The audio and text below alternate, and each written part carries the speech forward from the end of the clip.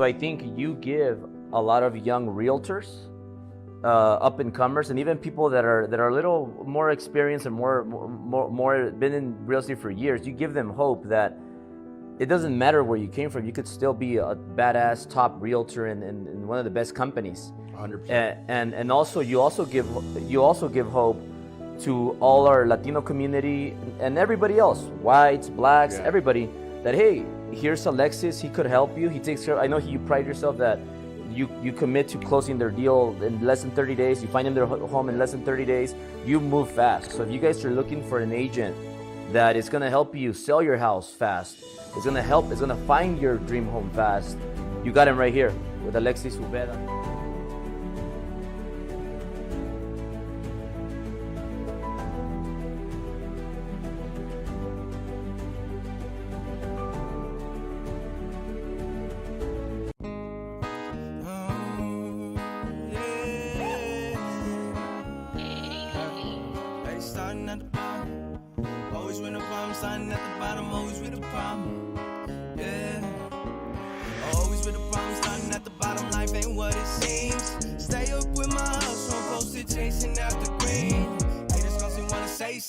Silencer, they don't say none. 30 rounds, but I space them. I don't play around, don't you think I'm bluffing?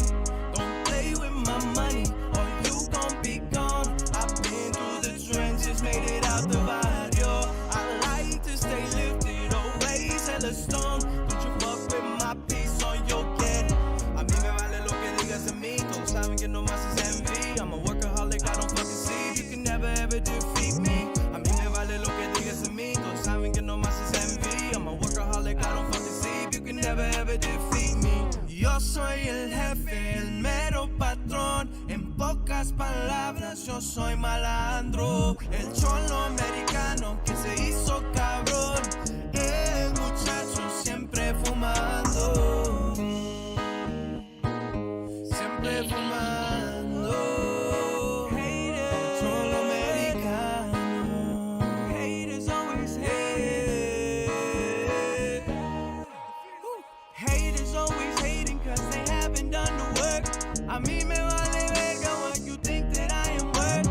Pone que me miras en la calle pero tú nunca vas a decir con las pendejadas que tú dijiste de mí. Es que soy tonto, el dinero viene pronto.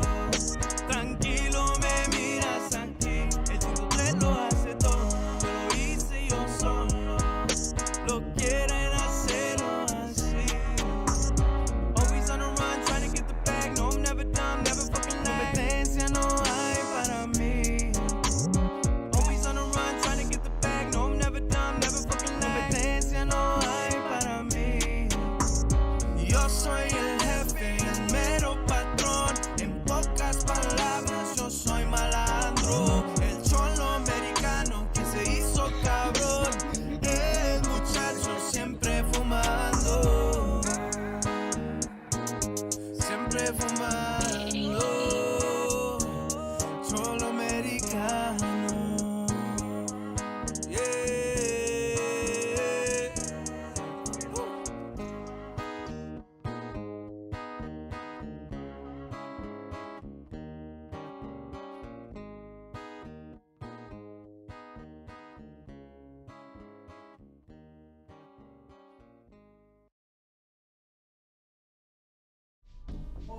And we live, baby. Allegedly, I don't know. Some kind of a lot of weird We'll find stuff. out for 30 seconds. Yeah. All right, people, you guys know what it is. First of all, it's Friday, TGIF. Second of all, welcome to the American Cholo Podcast. My name is Gil, coming straight out of North Hollywood, California. And of course, as always, I got my co-host Boo Boo Bear in the house. That's right. What's up? How's it going out there? He didn't get it. Again! Yeah, he's losing his bonus. He didn't get it. Come on, Chris, hit 3 it. days. Hey, he got two. I made a deal with him. We'll talk about it right now.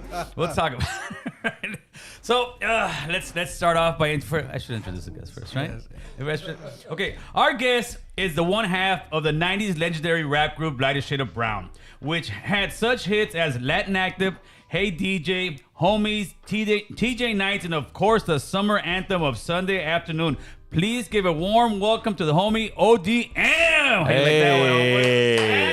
How ODM, and I'm straight out of traffic right now. No, that was great, bro. I love that. Thank you. Of course, man. You knocked them all out, bro. Like, you didn't miss one. At all. Listen, carnal. We do our homework over here. I love that. One thing we do is we do our homework over here. I don't like bringing guests on and like, not really. No, that's not fair to the guests, right? You need to preach that to other podcasters. And you don't read. Oh no, I can't give them too much game. Oh, got you. I can't give them too much game. Take our viewers. That's right. That's right. They can have them. Listen, the more podcasters that are out there that are brown, the better it is for us because we can communicate and work with one another. That's the goal. Got you. At least that's our goal. Some guys will be like, "Fuck that, vato." Well, you know what? Have a nice day. I don't need you anyways, right? Well, respect to you, man. You're doing your thing. You've been doing your thing. I've been watching. Yeah, you've been watching the novela fucking fold off. Hey, man, I love how people tell me that. Hey, girl, I've been watching this. I said, yeah, you guys think it's a fucking movie. I was over here like fucking Stress the fuck out. shit. Oh, right. It was one hell of a, I don't know. The saga continues, or is it over, or does it keep going, or where do we go from here? I think the saga's over for now. Because maybe next summer, American Cholo, he kicks a baby in a stroller. they'll come up with something, homie. I don't know what it's gonna be, but they're gonna come up with something. But now the saga's over, so let's talk about you, man. Where were you born and raised at, homeboy? Born and raised in Orange County, Santana. Right there, man. Mercy Hospital, right there off of Bristol Street. Everybody used to cruise back right in the there. day, man. That place. I wasn't born the night my mom was cruising, but I mean, or conceived, hopefully. Make a laugh. The shocks. I was born in the back of a 6'4" Impala on Bristol. Imagine? Oh, yeah, pretty much. That'd be legendary right there, carnal. Right. All right. I could always say that. So how long were you in OC for? I was in OC up till my sophomore year. And You were there for a minute. yeah. Born and raised right there. And then we ended up moving out towards the Inland Empire. My uncle got married. And How old were you moved out there? I was 14 years old. Yeah. But before that, you already were dabbling in a little bit of music, right? I was, rapping at the lunch benches, if you call it, and during middle school. But I hadn't really started anything professionally until I moved to IE. Talk to me about your family, siblings, the whole shebang. Well, I'm only child. I'm going to throw that out there. Okay. So I was loved. You know what I'm saying? But growing up, I grew up, obviously my mom, single parent, you know what I mean? She played both roles, mother and father, and props to her for that because, keeping a boy, I know what it's like I'm raising my kid now. I'm going, damn, I need help with this dude, you know? Your kid, man? He's 6 right now, and I got a 2-year-old, baby Amaya. Oh, you're doing like the white people do it, homeboy. What do you mean? 40, having kids at 40 years old. I mean, the Mexicans do it like at 16 or 20. The white hey, people if I'm still sperming, I'm still worming, you know what I'm saying? I mean, no, but I waited, bro, because I wanted to build this foundation for them, which I have collectively. But now my homeboys that weren't available back then because they had kids, now their kids are growing. It's reversed. Their kids are about 20-something, and your kids, one, 2? I got to get a babysitter. 2, 6, and 15. I have a stepdaughter who's 15. Wow. Yeah. But I'm sure you got much more patience now. I do. Right? You hit it on the money. Yeah. I just, I'm more relaxed now, except working from home can be kind of stressful. You know what I mean? Because you got the little, daddy. I'm in the middle of, what it is. But I mean, I wouldn't have it any other way, you know? Right. So what kind of music were you bumping in? What era, let's say, what era were you bumping in the 80s? Ooh, here we go. Yeah, you got time? How long's your show? Oh, man? we got it's Friday, baby. It's Friday. Yep. I mean, okay, so mom was bumping, she had her little black blazer, you know what I'm saying? Oh, the yeah, blazers, bro. yeah. And she had it all right there with the side, she would, they used to do the chrome on the side with the name. I forgot what it sandblast, the side, her name right there. And we would go cruising, man. But I mean, we listened to the radio, and a lot of the radio was Kiss FM, Rick D's, you know what I'm saying? So anything on there, obviously what rap wasn't on pop radio back then. So it was more, anywhere from Culture Club to Duran Duran on Kiss FM. Then, do you really want to hurt me? Man, they don't know about that shit. Man, bro, come on, man. You sit there on the front of MTV and wait for your videos to come out. But she mixture of disco, oldies. She loved Barry White. She loved Teddy Pendergrass. Like she would, the 8-track tapes, I'd see her pop them in.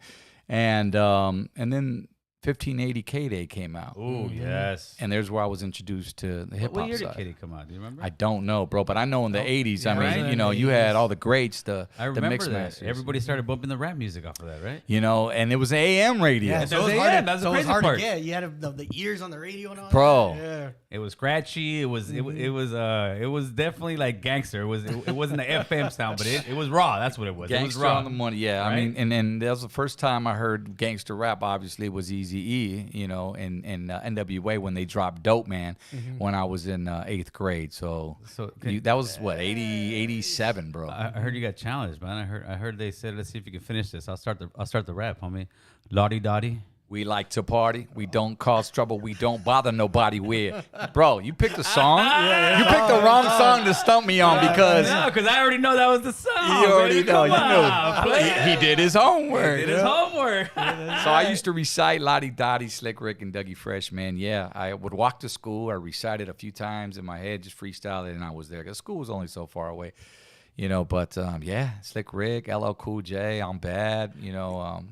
Getting you on here got me back into the memories because I have to go into that zone, right? And that's what I heard. I said, dude, so I'm on the way home. I'm gonna be Lottie Dottie. Then I got Run DMC, Yeah. you know. And I just what it made me realize was how it was. I think, and people always say this, but older people, right? I think music was much more organic back then. I think it was the beginning of it, right? Right. And nowadays it's much more corporate. Absolutely. Right? Absolutely. I mean, hip-hop wasn't...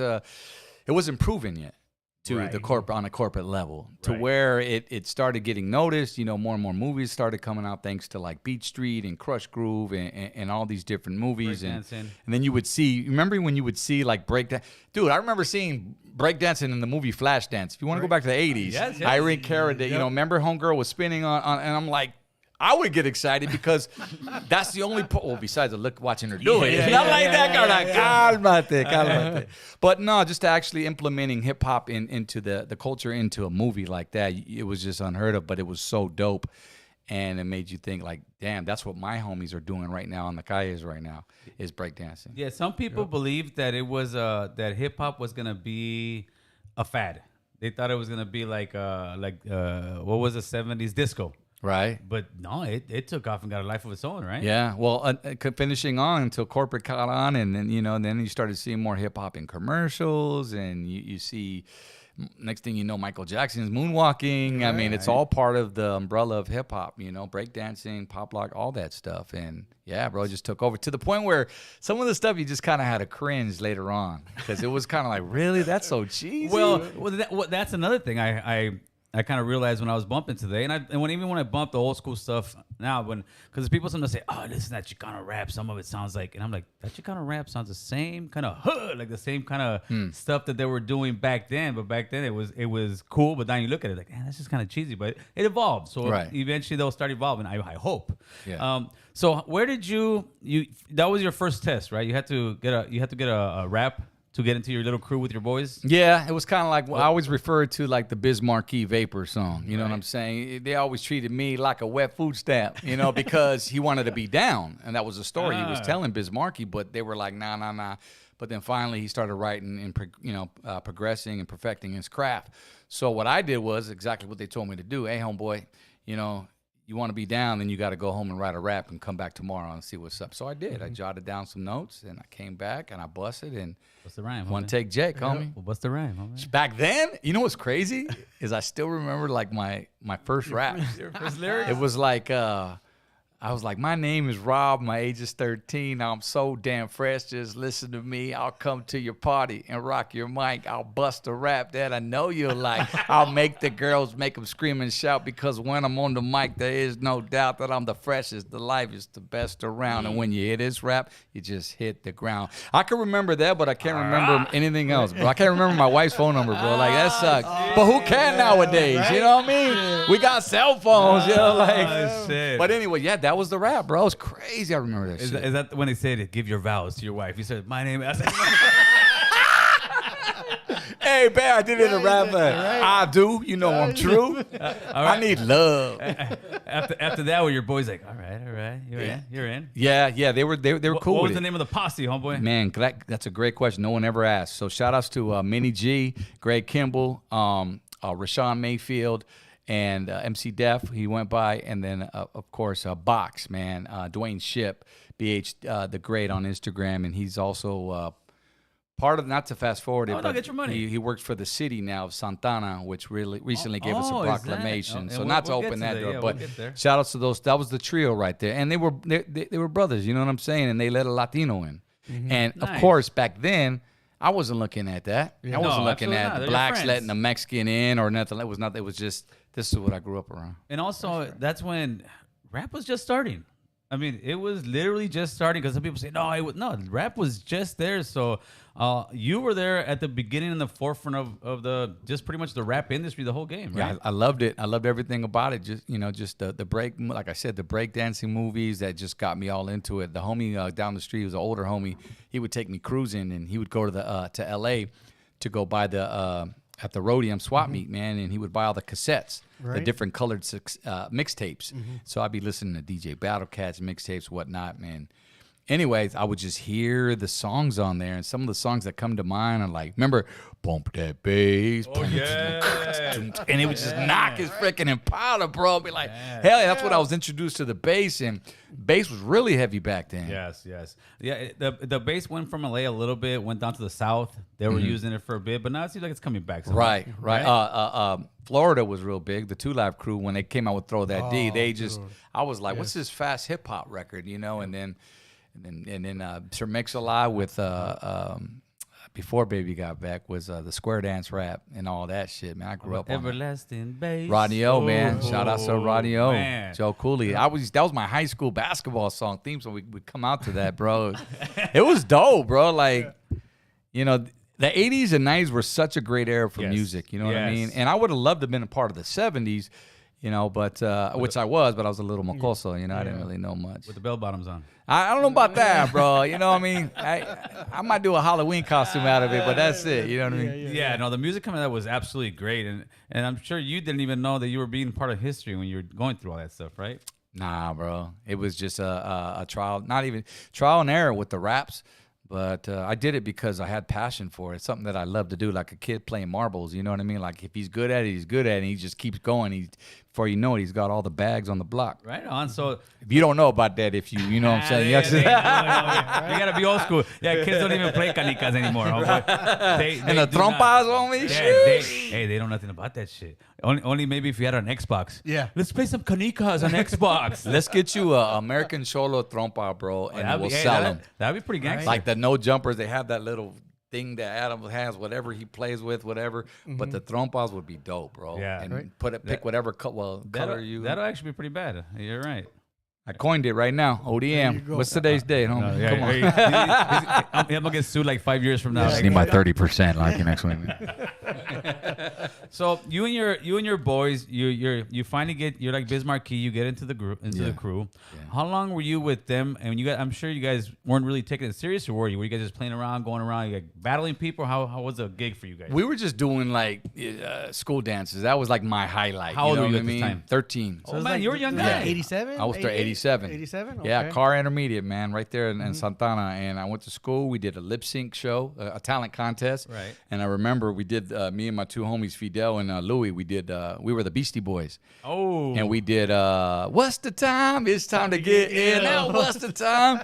So we did that. And then we ended up battling my two homies I told you that brought me in. They ended up, I think they did Just Ice. Okay. They were them and couple other acts, whatnot, but we did talent shows. We did, I remember rocking a middle school dance. It was a Valentine's Day dance. It was the first time that I ever got on the mic at a party. The DJ guy was there. He was in the gym, remember?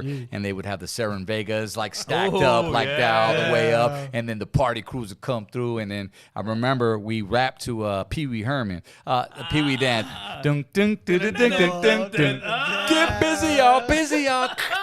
And I remember I just started flowing, bro, and it was just forever. And then we were rocking our, remember when we used to steal the car emblems off the Mercedes Benz? Off the Mercedes? So we would rock those, and those are the memories that I had, bro. I forgot about that. Yeah. That's where it really originated when everybody got their chains, because they were rocking the emblems. I So remember. one week, the principal would come back and he'd have his emblem off of his Mercedes-Benz. Guess who was in the principal's office? With an emblem across. Somebody's fucking snitched the shit out of me, bro. But At this age, you weren't nervous to go up on stage, or you were always were you like a class clown? What kind of kid were you? I was a class clown. I was always the dude in the classes telling jokes or just cracking, just wouldn't shut up, bro. Like my mom said, you were all over the place. I ain't gonna lie. We took you to the doctor. He wanted to put you on Ritalin, this and that. But I said no. Good. My mom said no. Shout out to mom. Good. Because she said, you know what? I'll keep them active. That's right. And whether that was sports, whether that was music, dance, whatever it was, just to get that energy out. Shout out to your mother. Yeah, man. Oh, yeah. Mom, she's a big part of Because 2022 mothers, they're going to pop pills in you, dude. She wasn't down for that. Every kid nowadays has depression, has this, has that. It's like, no, it's called being a kid and growing up. Thank you. Right? That's another conversation, but I agree with you. Yeah, We'll do it for our These kids. other podcast. There you go. Okay, so you weren't ever, because at 13, I think I'd be a little scared to go up on stage. And I didn't really have anybody around me that was doing it in my family. So, I was that little kid, like I said, man. I was an only child. So I had no other choice but to gravitate towards music, hip hop. I had my record player, my sound design record player with the cassette deck below the second layer. And then, I would play my vinyls. My uncle, he's like a little older than me. He would have his crates and I would just go through them. Anything from the Fat Boys to, I remember them. you name Curtis Blow, you know what I'm saying? That's You right. name it. And so I perfected my craft. I sucked ass at breakdancing though, bro. I could spin on my back, but that's about it. That's about it. It just wasn't me. And I was the always type of kid that that said, or that thought to myself, if I wasn't good at it after 3 or 4 tries, I let it go. So that whole saying, sorry to break your hearts, but if you got it, you got it. If you don't, you don't. Find something else. That's my mentality. So from 87 to 90, you grew huge. Yeah, no shit. Right? Because 87 to 90. Came out Okay, in 90, right? right. But see, I didn't start Lighter Shade Did until you I sell your moved soul from to the Orange devil? County. Did the devil come and say, yeah. Nah. The devil came down to Georgia. The devil tried to come take from me, though. You know what I'm saying? A couple of times. I was the honest. I just wanted to get in the booth and be heard, But, no, I was in Orange County for up until sophomore year, like I said. And then I put down the mic because it was just a hobby. And I wanted to become a professional baseball player. I wanted to do that whole thing. I was really active in baseball, all sports, baseball and basketball. What position you playing in baseball? Pitcher, bro. That was my Really? main. I played all positions, but pitcher was my shit. Yeah, you had the arm, huh? Yeah, bro. I was the freshman on varsity, throwing hands, bro, on the mound. What was the pitch you were good at? I was all my nemesis would be like my opposers. They'd be like, "Oh, you're a nasty curveball," but that was my shit. You know what I mean? But that's 1-2, and then I hit him with that, bro, and it was that. I love to see fools jump out the box and get all scared. You know what I'm saying? And the ball just go different. Yeah, way. bro. What are you jumping for? And then you see the strike me. I was like, that was just a highlight. But I loved baseball so much, and my mom would always, she would take me to the Angels games and right you an there. Angels fan. Yeah, bro. Yeah. I stay loyal to the soil, bro, regardless. I go for whoever wins. If the Angels win, I'll put an Angels shirt on. If the Right. Dodgers win, Dodger hey, fan. they are the Los Angeles Angels of Anaheim. Yeah. Of California. Yeah. Nah. I'm born and raised, bro. I got to stick with it. And a Rams fan, too. So I moved to Riverside. Right. In, I think it was 89 or something like that. My sophomore year, started getting into trouble. My uncle moved out there. And then What kind of trouble you get into? it's dumb shit, stealing cars, The normal shit. following, they were my homies, Yeah. but I got into some extracurricular activities. So it was funny, bro. One story, I stole this car, right? And I had a job at Noggles. Do you remember Noggles? Did they have a Noggles out? It was bought out by Del Taco later on. Okay, yes. I So remember those. it was Noggles that they had out there in Santana, borderline Irvine, and I would drive this stolen car to work at 15. You thought it was yours, huh? Yeah, bro. After a week or two, this is my car. You're filling up the gas. Yeah, bro. And trip out. So I didn't wear a tie. I fucking my glasses on. And every time I saw a cop, I'd take my hat off, bro, because I didn't want them to think it was a little youngster driving. So I'm sitting up. I had a pillow on my seat. And I was up like that, trying to be off. I felt like fucking Ferris Bueller's Day Off, when they're in the to try to look older. And I think back, how stupid was I?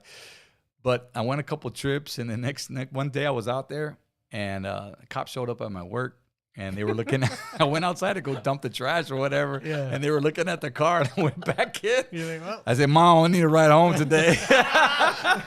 They told my ride. I didn't make the payment this week. Huh? Hell no, bro. And these were such a dumbass to go out there. Is there a problem? Yeah, with my tie on, with my glasses. So yeah, but I had to get out of that, and thankfully I did. You know, at an earlier age. So they moved me out my sophomore year when my uncle got married and moved to Riverside. Okay, and then how was Riverside compared to Orange County at the time? It was fairly, I don't want to say new. I mean, it was more rural than. Yeah, because right? at that time when we moved, there was a lot of dairies still. Yeah, you know, and now everything's just evolved, obviously. But it was just dairies, and I remember like. Going to my aunt and uncle's house, and you could like see the mall from miles away, but you could still see it. Now you can't even see anything. But as far as people moving there, I think I'd like to say I was one of the first to move from OC to IE. And then, all the homies be like, you sold out, homie. You moved out the hood and this and that. I'm like, fool, I'm fucking 15. What do you want me to do, bro? You got a space for me? Your he's not going to, you know what I mean? Can take care of me? Been there, done that. I already ran away twice. You know what I mean? That shit didn't get me nowhere. So yeah, I moved in, and slowly but surely everybody started migrating. All the homies started coming from Orange County. And, I'm in Moreno Valley, bro. Or I'm over here, and it's like, all right. And same with LA. Like a lot of them moved from LA because it was cheaper living too. Back then, at least. Now right. So that's another story. Jesus. Yeah. So now you're out in the IE. You got some of your old friends. I'm sure you made some new friends. Where does the transition start coming on? Well, no. Let me get this question first. What does ODM stand for? Do you know what it stands for? No. You don't know? I don't either. No. One dope Mexican. One dope Mexican. One dope Mexican. And that was gifted by my manager, Cliff Ritchie, who's basically is the founder and creator of Lighter Shade of Brown. Oh, okay. Yeah. And what was your partner's name in that? DTX. Do you know what that one is? That was hard. No, I know Bobby, but Bobby, yeah. What did I know something about Xerox. Yeah, see, that's the thing. People would call us Robert and Bobby because our manager would always call us Robert and Bobby. The label would call us Robert and Bobby. It's like, fuckers, you gave us a name for a reason. Yeah. I say ODM, the O to the D to the M-I-M. Like, call me by ODM. Like, right. DTX, same thing. So, but yeah, it was Don't Try to Xerox. That's what DTX. Dope. Okay. Those are actually dope-ass names. Don't Try to Xerox, yeah. I forgot where D got that name from. He told me once, but yeah, he just rolled with that and ODM, and we were put together. I was in sophomore year. I was rapping, and if you want me to start the story how Lighter Shade started. Yeah. So Big Lady K, I'm going to go right to it. She was a female MC on Priority Records, right? So first female on Priority, which was part of Ruthless, that whole camp, Ice Cube and all them.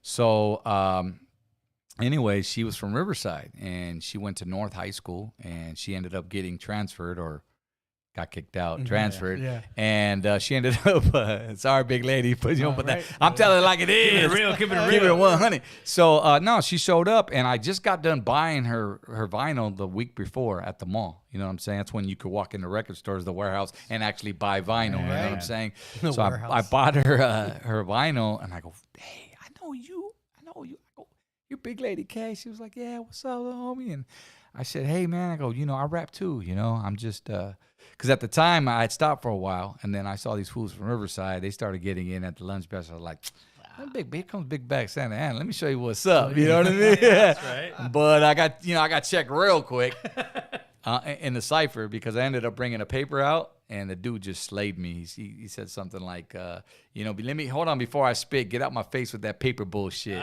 And I was like, what could you say after that? Like, he just dropped the mic and went and got his lunch, So anyway, but I started, practicing and got picked up. I was like, fuck, they ain't gonna do that shit to me. So I started writing, and so I rapped for her, and she was like, yo, you dope. You dope for a Mexican.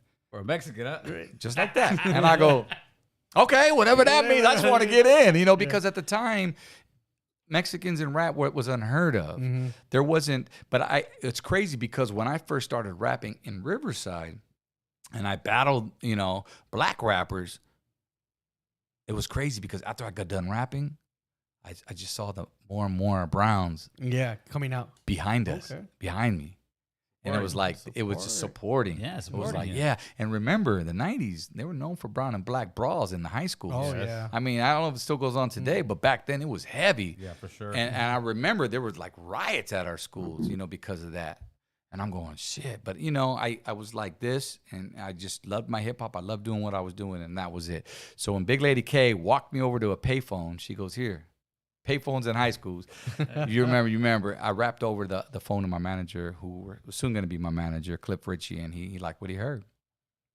And he was like, look, man, I'm gonna set up a appointment to come down, you know, to Riverside, and I want you to cut a demo, me and Jammin' James, who's my producer, my guy, and we'll just record a couple songs on you. I was like, all right, dope, man. I was all excited. Can you imagine? I'm like fucking sophomore and From walking into a record store to having a guy say you're gonna do a demo and some music, right? Right.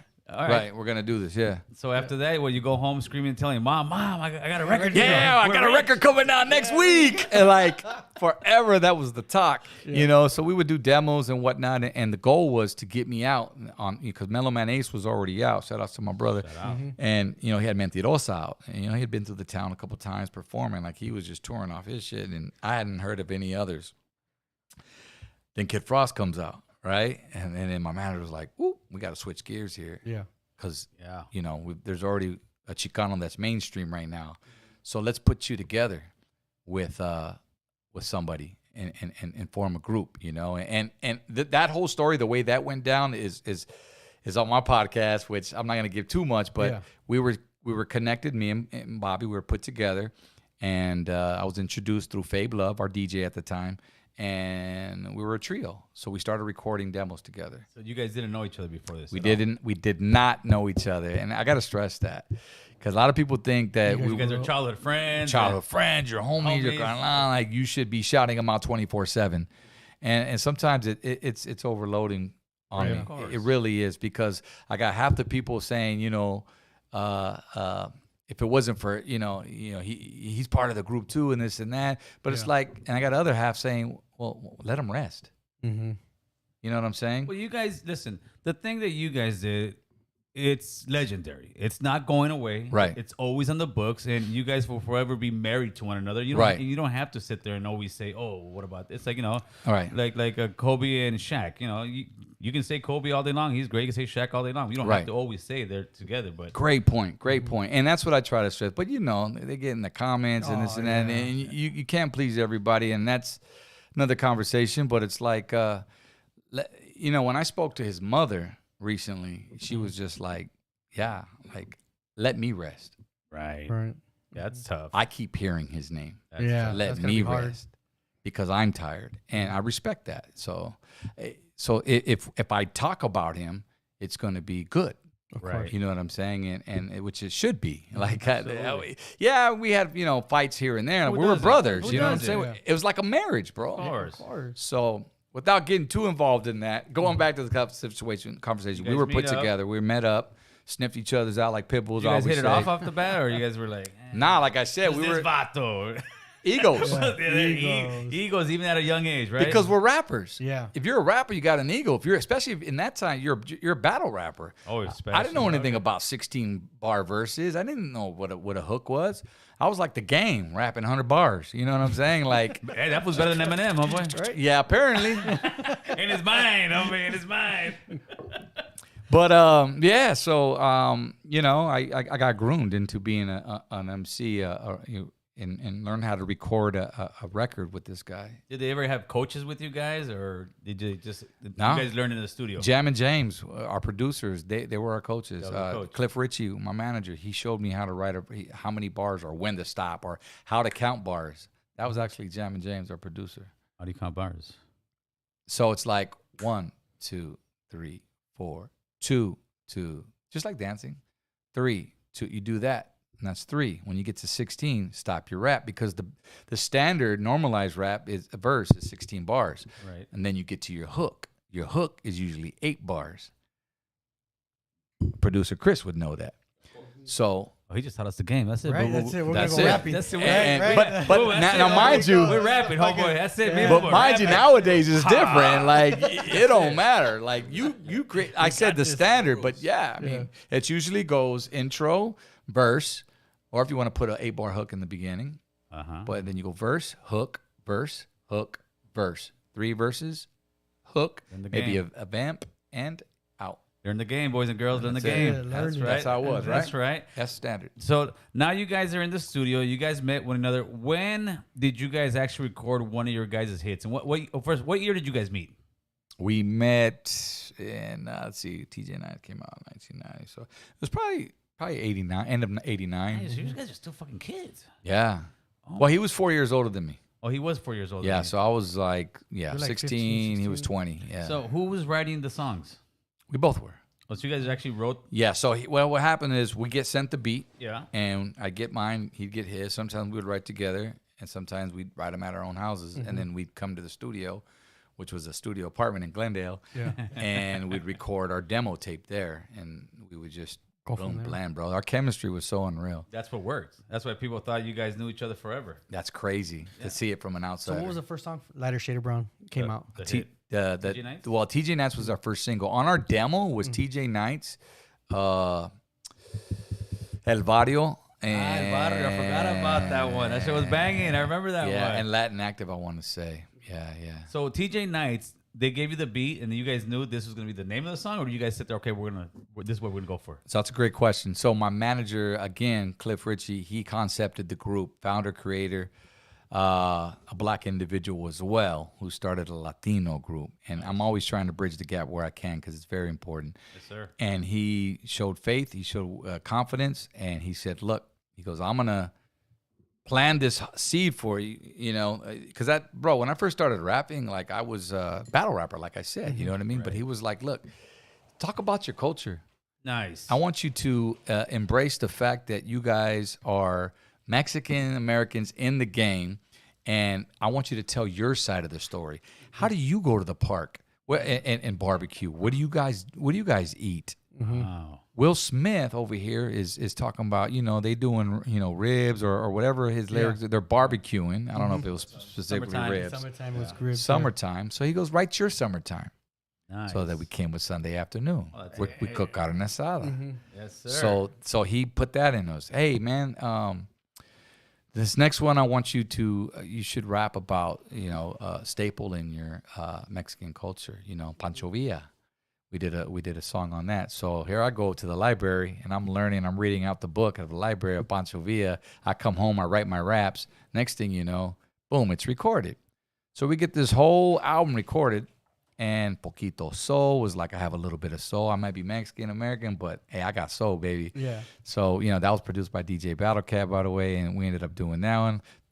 The title track, Brown and Proud, was just, you know, hey, just to uplift the brown race, man. And that's what we ended up titling our album.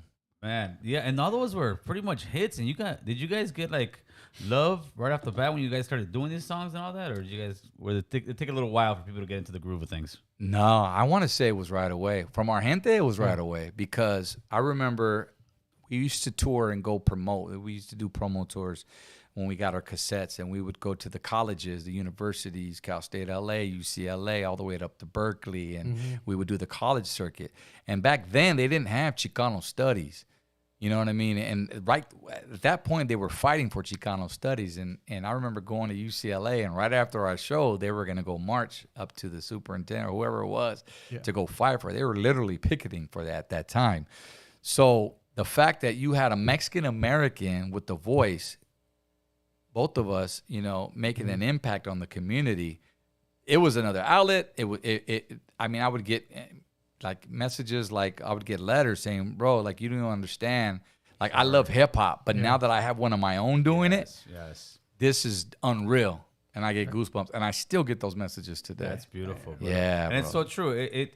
Listen, all those songs that you named, even some that I didn't name. And those were B songs. Those weren't even singles. I haven't made, you know what I mean? Yeah, but in our community, they were bumping. Yeah, they were bumping. I mean, even to this day. Even Sunday afternoon, I still bump it. Saturday afternoon, Latin Active, all the ones that you're talking about. You hear that, you're always Bouncing, El Barrio, the first turn song. Turn that shit up with somebody at a party. Because we're going to say something that you're going to relate to. Right. Absolutely. You know what I mean? And I think you're the guy who created your guys' group, right? I think he was He saw something. He was seeing the future of it, and I think Eazy was seeing the future of it too, because they seen how big of a community the Chicano community is, right? Right. But what ended up happening, because it was so hot.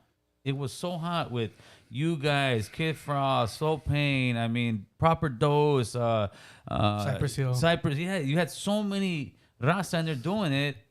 What do you think ended up happening that it just didn't? Because it was at that level. It was. It was at that level. Yeah. And then I want to say probably like around the end of the 90s to 2000, they just kind of really started falling off. Or am I wrong? Why do you think? See, that's a podcast. What do I? You know what I think? I mean, I'll give you my opinion, but I'll tell you what I think. yeah. After you tell me what. I think it was the egos in our community start like kind of politicking on each other, like with Frost. Oh, that fool's not a gang member. Oh, that fool's not this. Oh, that fool's not that. And we started becoming real tribal. With your guys' music, it was music that wasn't really gang related at all. It was more like real fun, real brown, barbecue, having a good time. Right. Household, as we call it. Yeah. Okay. How perfect. Household. Frost was, Frost ended up having, it wasn't even gangstered out either so much either, but he's from East LA, he's this, and people start, oh, this vato ain't really that much. And I think it started getting real tribal where even till today, if somebody's not a gang member, if somebody hasn't been to prison, in other words, it seems like our rappers are held to the standard where everything you're rapping about, you have to do it. Black rappers, no, they can rap about. Look at Rick Ross. I mean, the real Rick Ross is the fake Rick Ross. The real Rick Ross was slanging dope in South Central LA. This guy stole his whole persona, acting like he's stealing, like he's slanging kilos. He's doing this. He's an ex. He worked. He's an ex CO. Yeah, I read that somewhere. Now, there could never be a Rick Ross in the Chicano Latino community because we say you're a fucking fraud. Right. And I think that's the problem with us. We can't seem to get out of that hood mentality and be like, listen, dude, this is entertainment. Okay. This is not the real life. And I think that's why it is. What do you think? As I'm sitting here listening with you, that's all true that what you're saying, and that's a great side and point. I think around that time also, the years 90 to like 95, right? Yes. Hip hop was huge. You had Dr. Dre, Chronic. You had Doggy Style, Snoop Dogg. West Coast was up and happening. Like Death Row you was were out fucking there. with us, Yes. popping, right? And below that, you had. I ain't gonna say fucking below that. Right next to them, you had Lighter Shade of Brown. You had, all the Latino wave that started in '89, really, with Mellow Man Ace. Yeah. So we started coming out. So yeah, the Mellows of the world, Frost, Lighter Shade of Brown, Tres Delincuentes, Funk Dubious. Like you started seeing more and more, right? But then what? I'm gonna ask you. What came out in like 95? What type of genre that just not killed it, but switched the airwaves? I don't even know. Was it in 95? I think it was just, to me, it was gangster rap. And I wouldn't even say 94, bro. I was in jail 94, 95. Techno. House music took over radio. Seriously. And this might have a reason to do why you didn't hear as much mainstream no more. Because when we were on, it was Lighter Shade. You heard the Slow Pains. You heard the JVs, Neighborhood Queens. You heard Rocky Padilla. Shout out to the homie, anything that came off fucking Thump Records was on Power 106. You know what I'm saying? Like, basically. And it was from lowrider shows to all of that. But then it started to, I'm not saying house music wasn't around. Don't come for me, Housers. You know what I'm saying? Because honestly, bro, I was... Valentino and fucking... Yeah, Concrete. You got to come for me. No, fool. We're rebels. Nah, like, we all grew up in that era, trust me. And I despised it because it was fucking with my money. You know what I'm saying? Like, I had to work extra hard. Like, we had our hits, but hip-hop was just kind of like... especially in the LA scene, it was just all about house music, house and techno, and you would see more of the raves, and you see this, and it would just get more exploited, which was less for rap. That's my. But that was answer. for the raza, right? Because most of the raza were the ones on that house. Sure, music, so absolutely. That makes a little bit of Yeah, sense. the cute lady girls with the high go-go boots and like it was just With the whistles. I wish Like, Concrete hell was over yeah. here right now. Bro, I was running amok. I was single. I was driving to Palm Springs for Rays, LA. I was all over it. You got your neon lights. You got your neon Yeah, lights. Florentine Gardens, here I come. About to get in on me. I just got a page right now. Don't tell me you went to Sweet Florentine Garden on Wednesdays, homeboy. There you go. Don't go to Florentine Garden on Wednesdays. No. Arena. Don't go there on Wednesdays, homeboy. No, not on Wednesdays. Don't go there on Wednesdays. Yeah, it's cool to go on Sundays Hey, and Saturdays. you just sparked up a conversation. You remember the Hop, Yeah, right here. Puente at Hills or Industry? Yeah. Fantasia Puente Hills. yeah, That was yeah. my shit, bro. Like the Bonaventure Hotel. Like these yeah. are the Red Onion. That was our yeah, first the club we Red ever Onion. played at. Come on, man. Shout out to if you know, you know. Memories So right there. those were the hot spots. Red Onion. Yeah, they were partying until about midnight. Somebody got shot or stabbed in the parking lot, and the party was over. Yeah, and shit ain't changed. Yeah. Shit ain't changed. You know, now it's just on social media. Who remembers this though? How's it go? Hold on. How do you say? Hello, this is Mr. J. What is it? This is Lucky Pierre, and join me in El Monte. Mr. J is in El Monte. Boy, that commercial would run every other hour would run that shit. I'm like that. That one in. This is JJ, and I'm the king of beepers. Oh, JJ, the king of beepers. Come on, bro.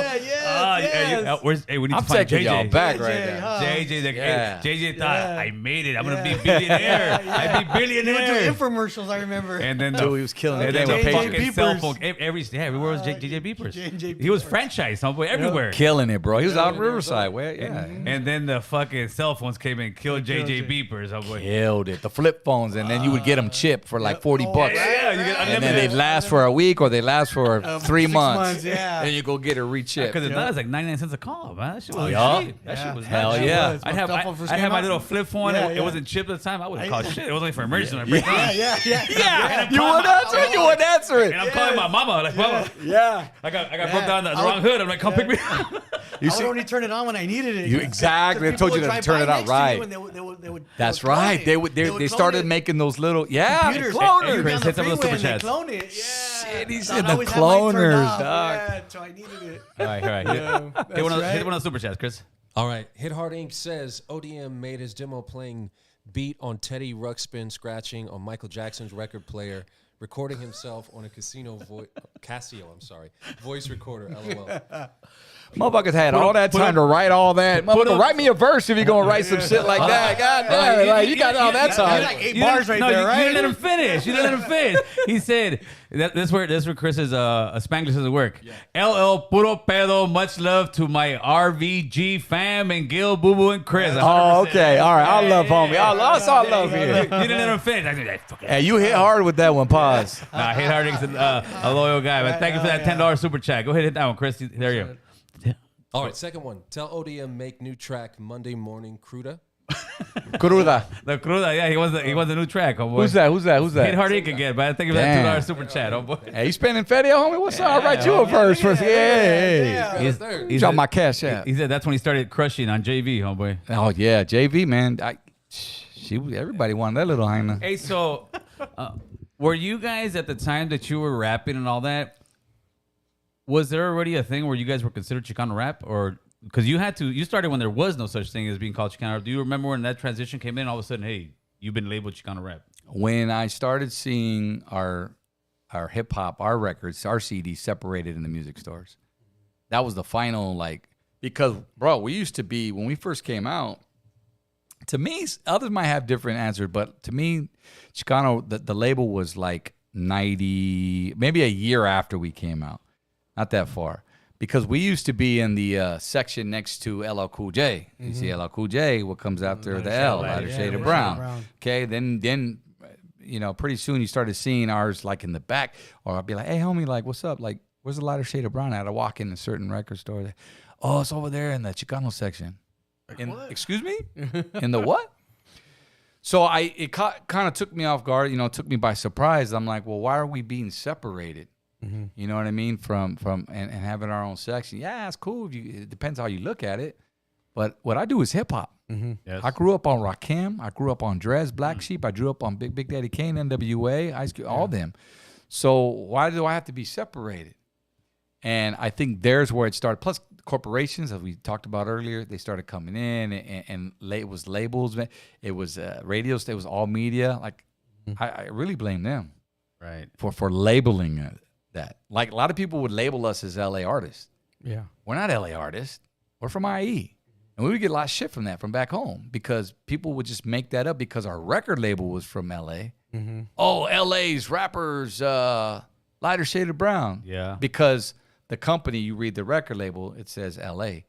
And, we get a lot of slack from the homies. I always thought also before this, I always thought you guys were like somewhere out of LA as well. I thought so too, because cruising Whittier is how I ended up my afternoon. Good point. Let them know. Good point. So we would cruise all the other spots, right? Yeah, like you growing up in Orange County, you would say cruising Bristol. Great point. Actually, I grew up, I grew up in Orange County. But it sounds much better. I cruised Magnolia and Riverside. We really wanted, and it was like Mount Vernon and San Bernardino. Yeah.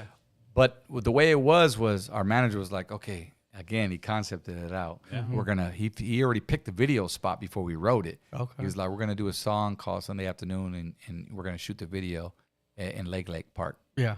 Okay. I knew where it was. I've been to Whittier a few times. Cruising and going to Ari's. You know what I'm saying? At Burgers, whatever. But I knew all that. I was like, all right, fuck it. That's the one we're gonna do. Let's do it. Cruising Whittier is how we ended because we're out there. It just happened to be a street that we picked that we were cruising that weekend or for writing's sake, you know what I mean? But I think it worked out perfect. I mean, really, it did. But I could see where homies would get it misconstrued, you know? Yeah. They just hate. But yeah, hell yeah, it worked out perfect. Until I'll tell you one thing, and I'll put this out there. I got checked because a few years ago, they were like, and somebody homie came up to me and said, hey, ODM, what's up? Hey, bro, love the jam. He started me with the compliment sandwich, right? He was like, hey, homie, I love your music, and it was all great, but check it out, homie. Leg's not in Whittier. Puro Monte, El Monte, or something like that, or Montebello. The actual name is Whittier Narrows. Okay, well then that's one for me. So what the fuck? So I was like, okay, Spencer, homie. I said we were just cruising there. I said, yeah, bro. And then he was like, no, but keep doing what you doing. He was waiting years to tell you that. He was waiting like 34 years. 30 years. Yes. I'm gonna catch this vato one day. He was probably getting drunk on the weekends. That motherfucker just Every time he heard this song, him and all his homies were pissed off. Shout out to El Monte, man. Oh, hell no. Shout out to Monte. QC's 2020. Yeah, right. It's another club. What's up? Puro Pinchy Peppers. Peppers. This fool. I got everybody in the back want to go clubbing now. Look at Peppers. QC's still happening. We just went like a couple years ago. Yeah, this was still there, man. They're bringing it back, or they brought it back? He's got a lifetime membership over there. Damn. And now they're doing all these, again, these house, I think my boy Concrete and all them, I saw in the story, they were at a House Issues, I think it's called. And they're bringing back all the house DJs, Irene and Humpty Vision. And I'm like, that's dope. That's just more work for us. What's up with you, but you don't be going on doing like weddings or parties or anything? I do. I do private gigs. Hell, hit me. Yeah, I just posted a flyer today on social media. I don't see why not. Hey, I do, quinceañeras. I do all private gigs. I could lip sync the other party if you want, homie. All good, homie. They were like, damn, that fool got fat, man. Hey, just say, hey, I got a little older, you know. A little wiser. You know what I'm saying? Latin Activity is my wedding song. Latin Activity. Hell yeah. Hey, so Latin Activity, the female, who was that did the hook on that one? Denise, a.k.a. Teardrop. A.k.a. Teardrop. From Pomona. Okay. That was a banger, too. I mean, dude, all those songs were bangers, man. Yeah, she was. You know what? She gets a lot of credit, a lot of flowers nowadays, and I wish she would show her face more. But she just, something that she decided not to do or decides not to do. She's got her own life going on. Best of luck to her. But she has a lot of gente that would love to see her. Yeah, because I seen you at a car show concert at Castle. Castle Park. Yeah, you had Baby West Coast play her. Yeah, song. Carissa. Yeah, Carissa she B. got down. I mean, damn it, she because people still want to hear the music. They want to hear the verse. So I was like, hey, babe. She's like, can you learn this? And she was like, yeah, I could do it. She came back a week later and knocked it out. We used her for a few shows, but they love that. Yes, you know? Yes. You know what's funny? Probably who's the one that played the actual part Teardrop? She's probably a mom or a grandma somewhere. The kids don't have no clue who she is. That she's Teardrop. Teardrop. We're looking for you, man. Come out. Come out, Teardrop. Right? We need you. We're looking for you, man. I hit up her daughter too on social media. I was like, get your mom, at least on my podcast. Like, I'm like, come, because we're American doing. Cholo. Come to American Cholo. Listen to this guy. And then we'll send you over to Theo Gill over here. Can I get one? I be watching, Vato. I be watching. I've been blessed. My name is Theo Gill. Theo Gill. I think I just gotta take it, man. Hey, they ain't talking about you. You ain't popping. There you go, homie. Damn, it must be popping because they sure the hell are talking about. Hey, so when you did these songs in this record, Did you get paid well, or did you get bamboozled? First contract was kind of funky, man. They always are, it seems like. I think everybody's I first think so, contract too. is. Yeah, so there was a lot that and I just recently learned by interviewing one of my guests that he knew something about. He had kind of the same contract as we did, and he was a feature on our album.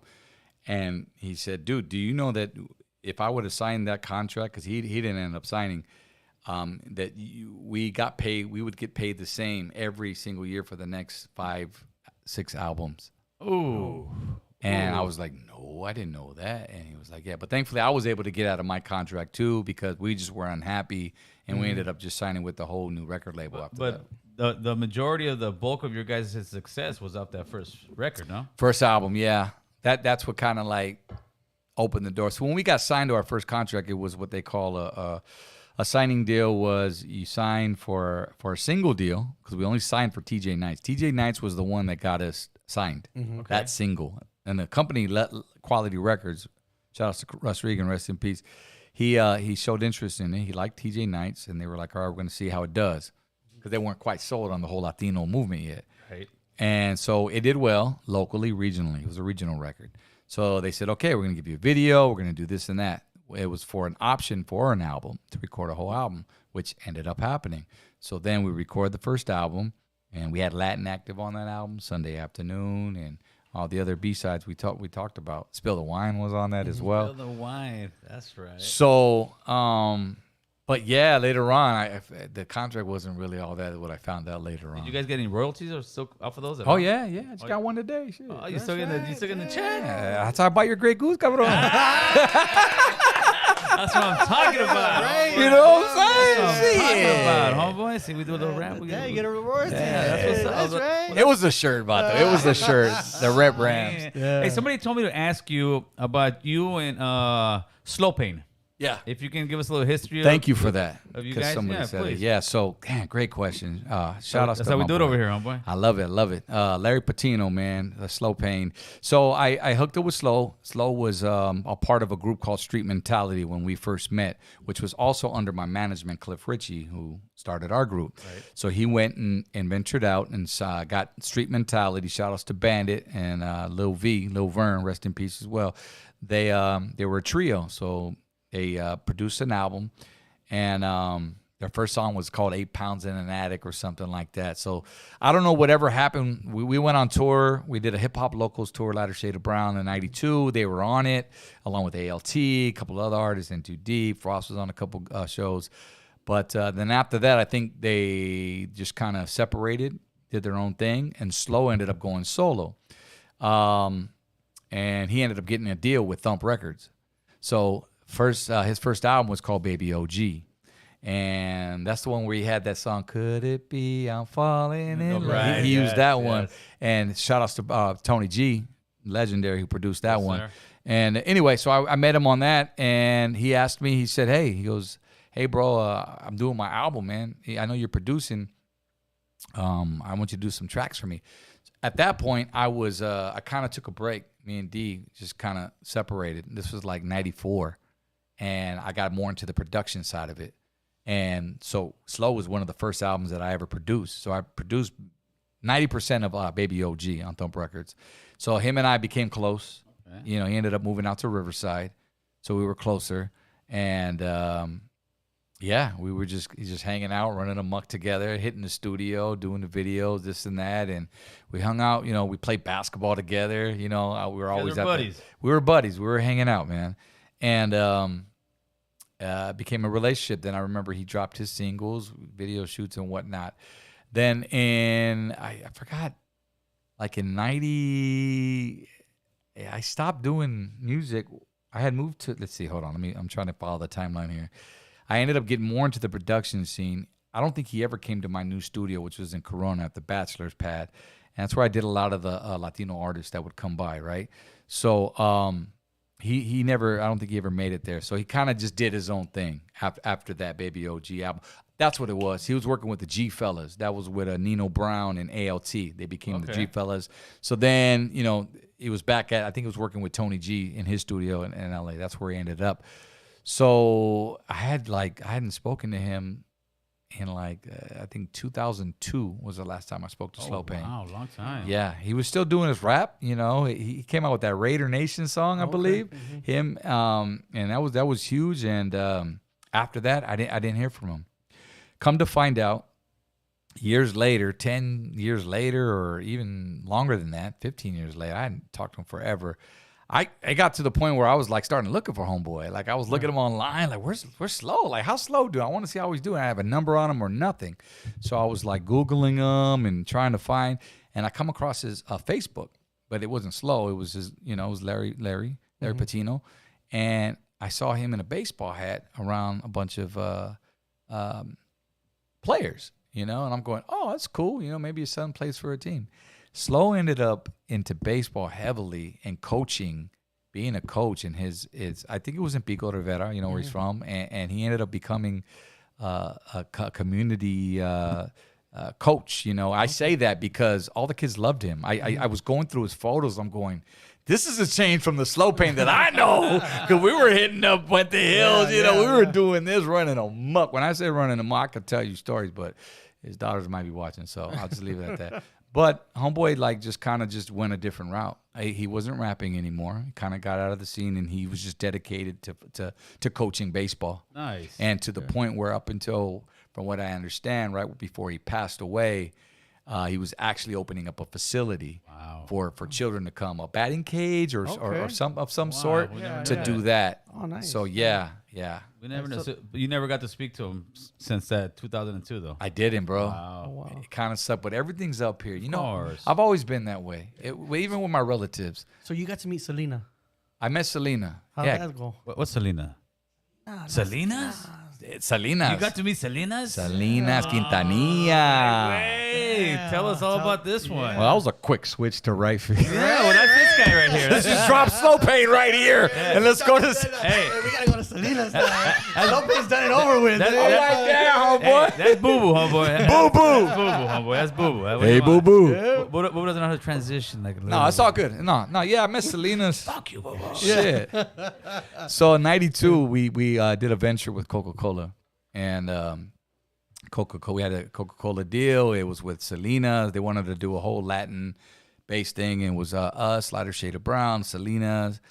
I call her Selena's. Selena. And I think who else was on? Coral, freestyle singer. Lizette Melendez. She was big. She had the Together Forever song. A couple of freestyle artists. I know I'm missing one, but forgive me. Yeah. But we were on that commercial together. And I remember we were filming the video for it, the Coke commercial.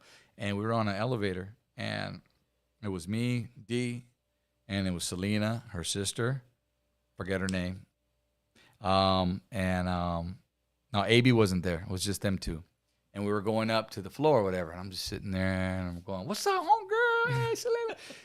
The coolest person ever. So down to earth, bro. She's like, what's up, y'all? Oh, yeah, I love your song. Sunday afternoon. Oh, man, it's big in Corpus Christi and this and that. Like, just down to earth, bro. Like, you know when they say that Southern hospitality, those Southern. That's dope. Dude, loved it. And that's the memory that I have from her. And that's it. Memory, huh? As soon as we got the elevator, she forgot about us. But no, I'll play. No. But, she was always a sweetheart. After we filmed the commercial, we ended up doing a concert in Orange County over at Disneyland. And it was a really good time to be Latino, bro. I'll tell you that much at that time. Because we're performing in front of the big wigs, like the owners of, like CEOs of Ferrari, of, all these Stater Brothers and all these. Fortune 500 companies. Yes. And they're all out in the crowd. And it's Lighter Shade of Brown. Wow. And Suzanne Summers.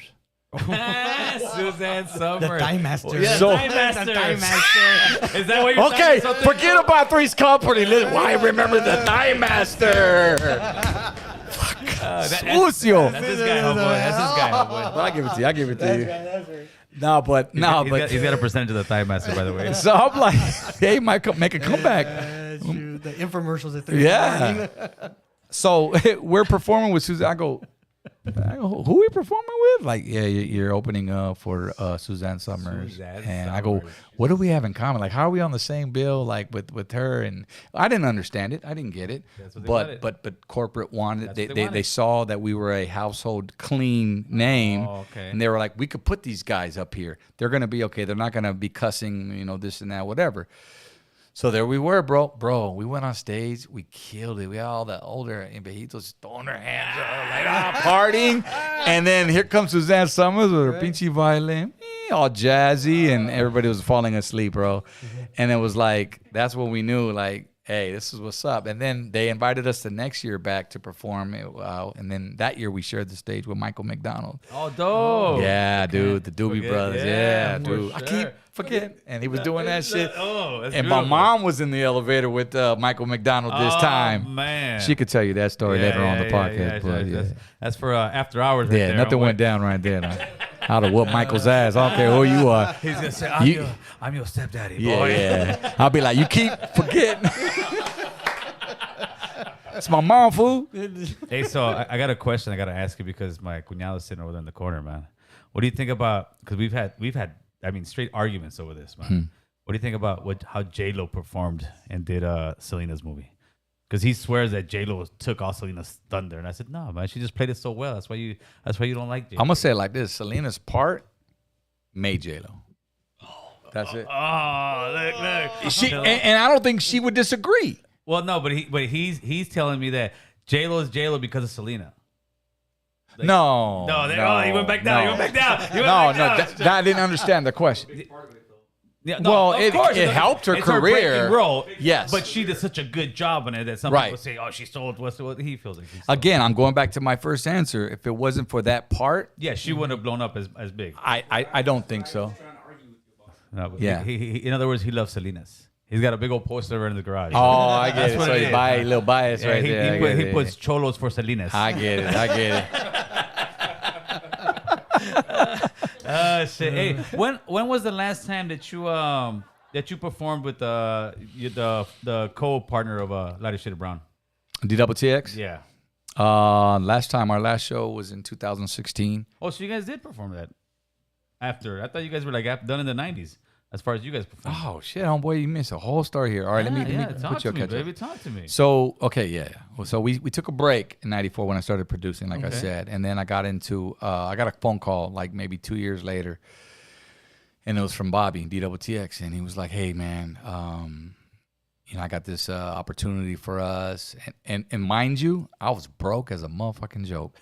I was wearing the same white British Knights from fucking Shoe City. Hey, bro. Jesus. Hey, I keep it 100. 100. Because you remember when you was at your lowest. That's what Absolutely. That's what brings you here. Appreciate Absolutely, that. brother. Absolutely. Preach. Bro, I was like, and this is, mind you, coming off the high of Lighter Shade. And when we kind of separated, we got let go from our record label, Mercury Records. This was after Hey DJ and Dipping in My Ride and all those songs. We got dropped. And, bro, I was at home. I was making beats. I was living with mom. And I started my little studio right there. I did Slow Pain's album. I worked a couple others. But, bro, yeah, like I was making enough just to survive, but yeah, Did some people think you were rich just because you had done those? Like, yes. Right? Yes. They had this perception.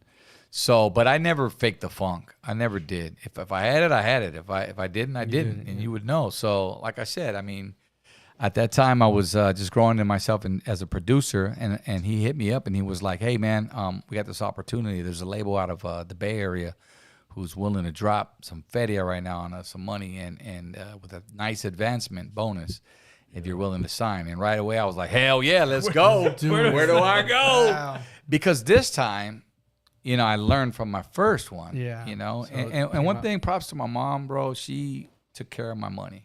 Nice. She would put it away, and I would get upset because D would always spend his money. You know what I'm saying? And I would always be like, damn man, like really, like he's rocking all these new gear, and then my mom would be like, don't worry, son, I'll give you just enough, but I'm gonna save this for you for a rainy day because this may not last forever. And it didn't. So I rolled that motherfucker to the way to my last pair of white British Knights, bro. And then I got that call. Yep. And then it was like, okay, let's go to work. So we ended up. Who did you guys sign with? We signed with Greenside Records. They were from the Bay Area. Yeah. Shout outs to Tony Mendoza, Andy Herrera. They showed interest in the group. Andy was part of the label. He was a promoter. He did shows. He booked us on different concerts. So we had chemistry already. What was your first concert back again at? What's that? What was your first concert again as Later Shade of Brown? Oh, shoot. That was after, we waited until we started recording the album. So what happened was we ended up moving up north for like a good month and a half. Okay. And there's where we recorded our album. We actually did a little bit of radio up north, too, on one of the radio stations out there. And so we recorded the album, and that's the one we did called self-titled Lighter Shade of Brown. That's the one we did with Rappin' Forte was on it. And it did okay. We brought Shiro back, Teardrop back. She was on there. And then we did a second album, but we ended up doing that back down here in Corona, where I had my studio called The Bachelor's Pad. And it was just fun times back then. What was the name of the studio? The Bachelor's Pad, bro. Man. I was a maniac, bro. I made it, bro. Sorry, ladies, pero you could tell in the lyrics when you hear them, like what was this motherfucker on? But you know what? 97, 98, 99 were my dopest at writing, bro. Like, I was just in it. I was young. I was like 27, 28, bro. And I was just fucking doing it, bro. And like killing the game. And that's where I got a chance to not only, rekindle with my partner, DWTX, and we ended up dropping a fifth album, but was able to work with, Mr. Capone, like I did his first album. There at the Bachelor's Pad, Mr. Shadow, Capone was over there with Lil you? Blackie. Yeah. Capone came through the door. He's like, "Hey, what's up, ODM?" And I was like, "What's up, homie?" He was like, "Hey, homie. Hey, my name's Mr. Capone. I wanna, I just wanna, you know what I'm saying? I wanna bring that G, whatever you he got said. the voice down right. And then he goes, "Oh." I was like, "Oh, let's go." Hey, we got a super chat in the house. We got Mega Man 6980 999 super chat. He says, "Thank you for that, Mega Man. Any crazy stories at the Crazy Horse in West Covina?" Wow. You know what? We never performed at the Crazy Horse. Not that I remember. I can't say that one, Mega Man. You can't confirm or deny. I can't confirm or deny. All right. Let's see. We got some more coming in here. Yeah. Go ahead, Chris. Look at Chris there. All right, Head Hard Inc. says ODM was cruising Market Street Club Metro in Riverside. Yes. ODM was cruising Market. You remember Club Metro? You ever heard of Club Metro? Hearing it, but I never been Club there. Metro was probably the largest club, when I say that, in California. I will say, bro, we're talking 4 huge rooms. I mean, Florentine Gardens, that was huge, but these are. I might have had a little run with Florentine Gardens, but it was huge, and it was a spot that everybody DJs would come in through. every room. Yes, different genres. So you had hip hop room, you had a new wave room, you had a house room, pop room. Everything was there. Hate Hard Inc.'s on a fucking roll today, man. Right, He right. said, just don't make a Latinx active song. It's the Latinx. That's fucking funny. Latinx Sorry, activity. not laughing at you, but I'm laughing with you. All right. Hey, you might. No, you might. Well, not gonna work. It might work. It might not work. Hey, some songs are just not meant to be fucked with. Carnalismo 199 super chat. We that's appreciate right. you, my man. Yeah, the Latinx activities, huh? That's a fucking good one. That sounds like wasn't there a sports thing called XFL? XX? Yeah. XFL, Something. yeah. Leave it for that. Leave it for that. That was, Gabriel Herrera 199 super chat.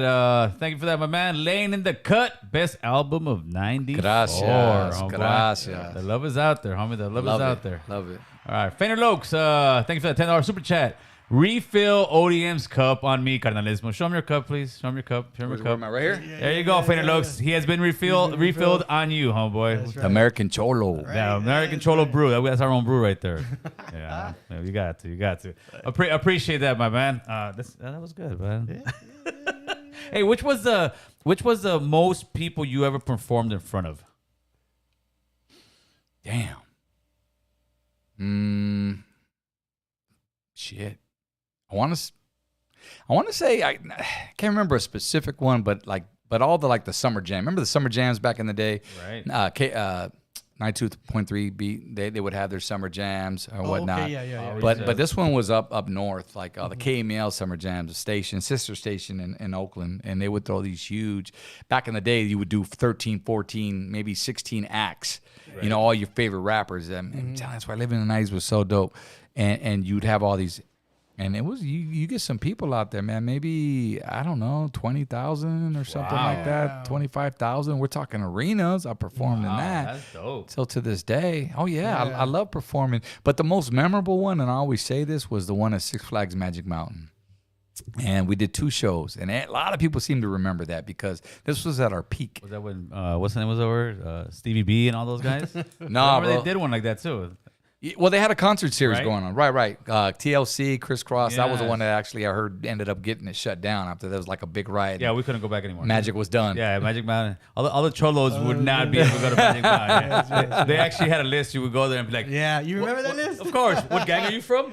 Yeah. Nope, you cannot come in here. Yeah, No, yeah, you- yeah. And they had their We got pictures. booted out because of you guys. Yeah, they had pictures and everything over there, man. So we had this show that we did with Marky Mark. Okay. Mark Wahlberg. Marky Mark. And bro. Funky And the Wild Bunch, or what's it called? Yeah, Marky Mark and the Funky And the Bunch. The Funky Funky Bunch. Bunch. There you Boo go. Boo had it right. So Right. we went out there, and this guy's out there. He's taking his shirt off. He's doing this whole thing, fresh off the Calvin Klein commercial, Right, and yeah. and he's working the crowd. He got his bandana on, and next thing you know, fools start throwing coins at this motherfucker, like literally just chucking coins in. What's the dudes all jealous? Yeah, they were hating. right? Yeah, they were hating. Ladies, of course. Just a good vibration. Yeah, that's right. So he comes in. Magic Mountain did 2 shows, a 7:30 and a 9:30. So after the 7:30 show, he comes in our room, our dressing room. It's the first time I ever met him. And he was like, "Hey, what's up, guys? Hey, how you doing, man?" And I'm Marky Mark. I'm like, "I know who you are." Yeah. He was like, "Yeah, man." He goes, "This is your crowd." I go, "Thank you," because fools were showing up with Mexican bandanas, like green, white, the banners, bro. They were rocking it like it was really heavy. Heavy. You saw 2 or 3 of those. And come to think about it, I'm surprised Magic Mountain let them in. You know what I mean? Like unless they're really tucking them in, But they let them in, and we're just the raza was deep. And he goes, "Yeah, bro, they like you. So you guys go ahead and close the show Oh, that's right. on the next one." So he opened up for us on the 9:30 So, one. So that was dope. Marky So Mark. shout outs to Mark. That's what's up. Now I need a movie role, motherfucker. You know what I'm saying? While we at it, let's keep it going. Open that door. Yeah, right. I got my co-partner right here. We go all play We're roles. gonna do this. We're gonna do this. All right, let's get some of those super chats and open up the phone lines, Chris. I'm sure a lot of people want to talk to this gentleman. Oh, you got phones too? Come on, play. He's live or Memorex? Cholo show, man. Man, until this day, I still bump all ODM music. Ray, that's what's up, Ray. Appreciate you, What's man. up, Ray? All right, let's put the phone number up there real quick. Let me get this line going. KRM95 with that $5 super sticker. We appreciate you, man. Got love in the building. Hey, people like you, man. Do they? People like you. Huh? Hey, I get some of that fat here. People like you. I'll send you a 1099. Damn. Is it 1099? Are you out of your mind? Right? I'll say 1099. I'll say that 1099. So we still got, Already. Watch out. Got the bat Oh, line. look who's there. I haven't seen this guy in a minute. Roger? Yeah, they were texting me. Yeah, I barely opened it up. Fucking, yeah, Roger. Roger's a very famous guy in this channel. Roger? Oh, Yeah, yes. a He's one of your troll. diehards? Yeah, he, Well, he started out as a troll. He started off as a troll. But I got and now straight he's troll. a fan. You converted him? Yes. He even said it, Gail. I used to troll you, but I'm not trolling you anymore. Okay. All right. But he'll call little crazy trolls every. He's a special guy, homie. He's a Okay. special, he's a special guy. Now, after all this, we'll wait for a phone call. You ended up talk to me about your DJ career, man, because you were working at a radio station, right? Yeah. So I got in the radio. Just Sorry. Sorry, man. Okay. That's Roger, man. That's your homie right there. The #1 fan. I'm through. What's up, Mario?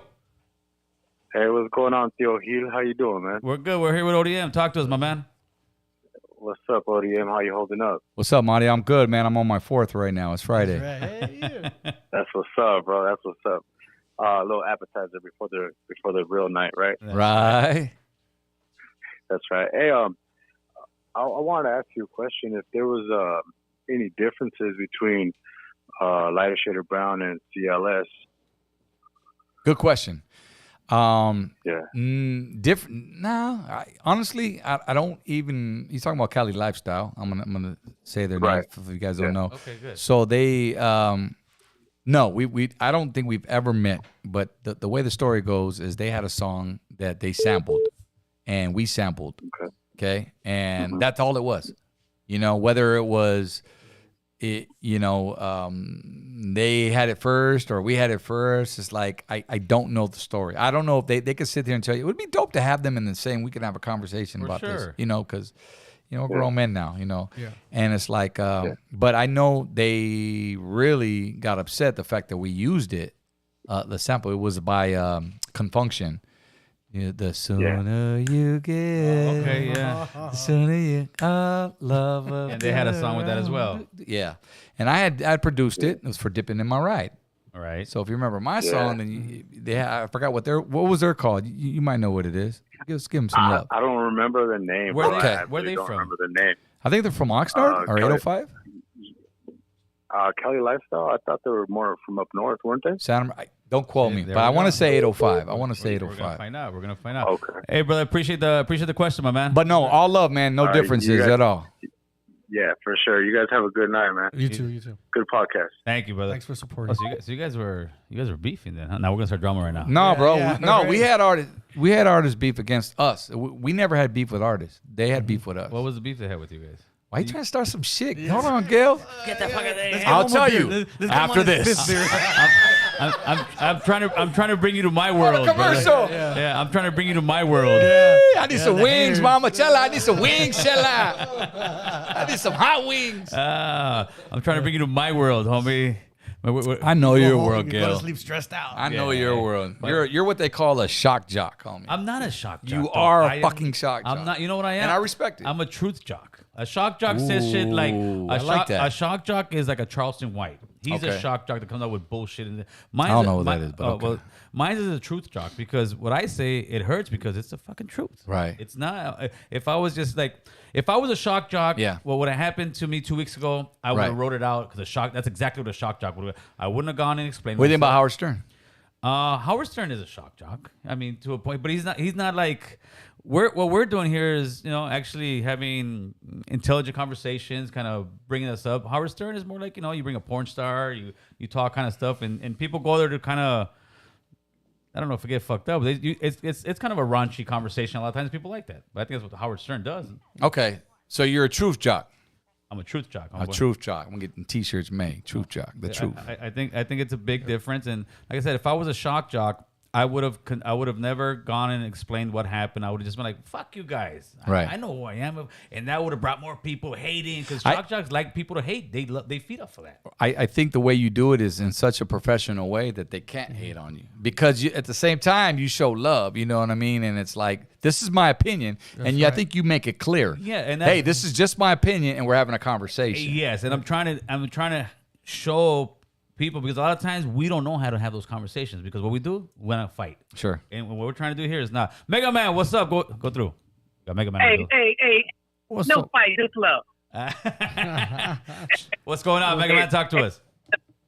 Hey, ODM. What's up, man? It's Mega Man. I got a question. My mom's watching right now. Some of my friends were asking, ask ODM this. I know when you used to live in the Bay Area, did you do any tracks or anything with some Bay Area rappers like X-Rated, Sibo, E40, like some of the hardcore rappers? Did you, and all that?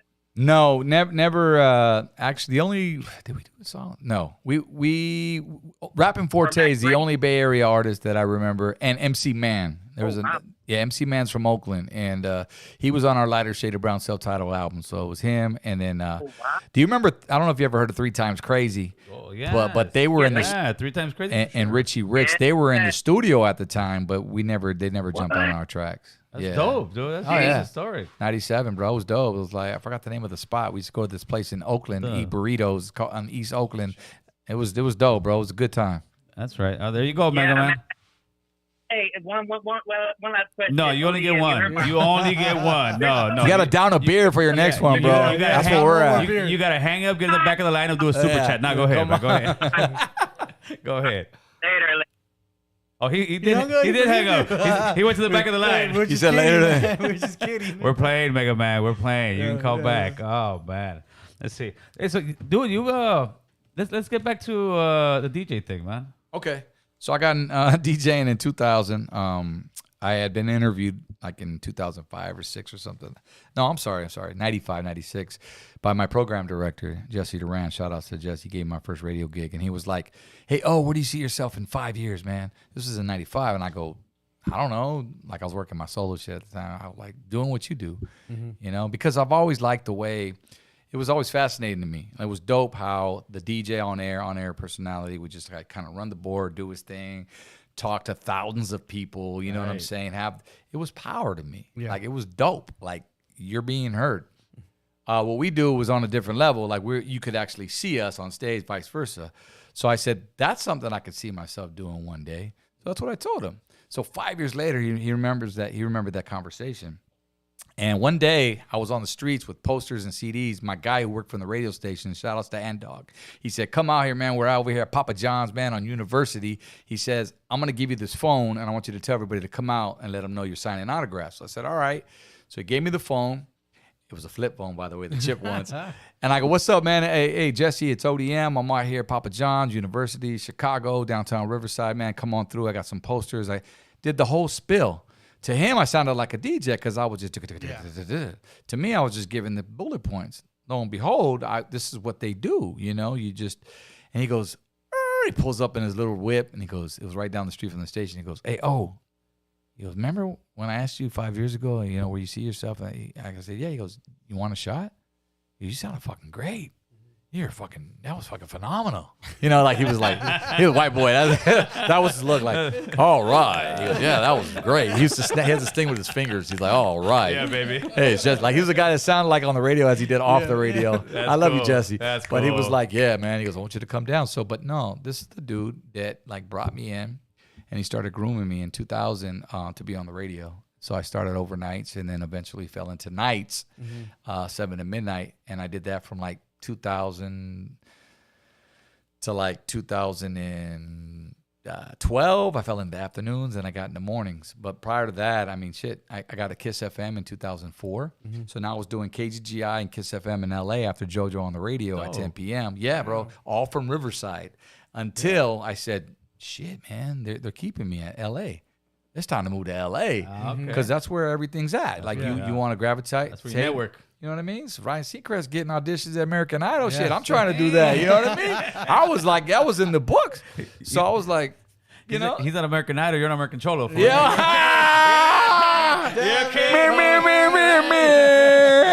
With the ringers, huh? You're better off dope. with the That's pitch, dope. the That's pitching as dope. well, but Okay. you're doing good. I'll give you that. So I was there, and I did about 4 years. I ended up moving to LA. Lived in Burbank, right here down the street, and for like a year. And then this was right before the recession happened, in 07, and that just kind of, they went my job bye. They were like, dude, we love you, man, but we got to cut some. We got a budget cut. So I'm like, that's cool. I understand. So I just moved my happy ass back to Riverside, and I still had 99.1 and ended up finishing my radio career there. So how many years did you do the DJ thing for? 22. Wow, that's a long stretch, Yeah, man. it's unheard of. It's not, big time. I mean, you got cats still doing it. I mean, Big Boy. I mean, he started before me. JoJo on the radio. And shout outs to all my radio peeps. I love you. You know who you are. Chino and San Diego. Man, I start shouting That's everybody. right. Carnalismo Clothing 199. Refill your cups, fellas. I refilled mine. I just refilled mine. We're good. Thank God. We appreciate that. Yeah, that's a long time to be DJing. When was the last time you were at the DJ booth doing it? When did you quit or get fired? Get terminated, as they say. I got I exited.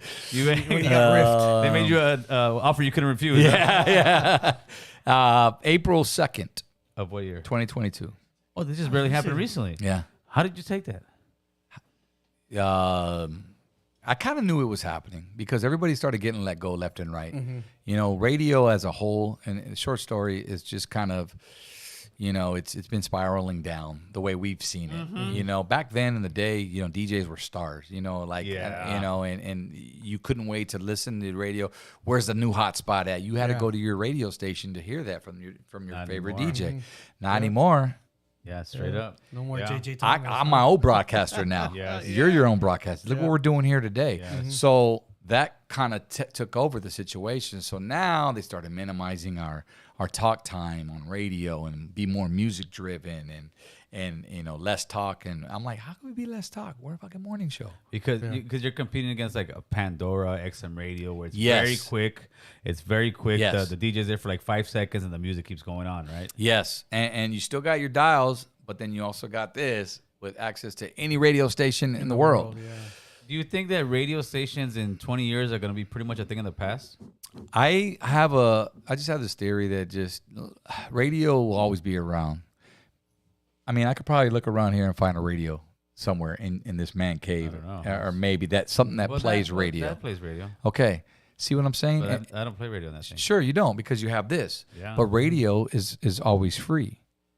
Radio will always be free. You get in your car. Oh, I get in my car, I do the radio. Everybody has a cell phone, you know. But by the time, and even if you're old school, take the time to put on, you know. Let me put on iHeartRadio. But you know which one's good? Let me Bluetooth my shit. you No, know- homie, I'm in my 6.3 right now. I got the radio. Boom. You know which one I did kind of enjoy? I had it for free when I just got my truck, XM radio.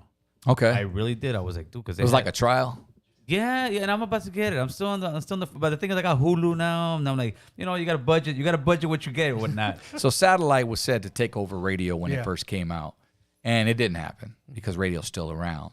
But it hurt it it hard. It did. Oh, absolutely. And you know, and now fast forwarding, I mean, then they even talked about Wi-Fi when they started putting Wi-Fi in cars. Now I'm gonna go ahead and I can stream my Pandora, my Spotify, whatnot. Oh yeah, and the radio's gonna go away. And these were conversations we would have at the station. Right. But nah, like radio's always around.